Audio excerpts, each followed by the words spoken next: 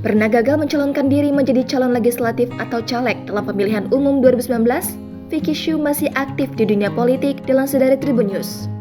Vicky Shu sempat bersama Partai Nasional Demokrat atau Nasdem berebut kursi wakil rakyat. Namun, perjuangan Vicky Shu bisa duduk di bangku DPR RI pun kandas. Vicky Shu tidak lolos menjadi caleg dan kembali menjadi artis, ungkapnya ketika ditemui di kawasan Senayan, Jakarta Pusat pada Senin 26 September kemarin. Vicky Shu mengaku sejak kecil dirinya memang mau terjun ke politik. Wanita berusia 37 tahun itu punya cita-cita jadi diplomat serta fokus dengan masalah anak dan perempuan. Istri Ade Imam Prabowo itu mengakui sempat menjadi tempat curhat mengenai isu anak, perempuan, dan stunting selama ini. Bahkan ketika belakangan ini muncul isu bully dan kekerasan seksual terhadap anak, hati Vicky Shu terpanggil untuk membela para korban.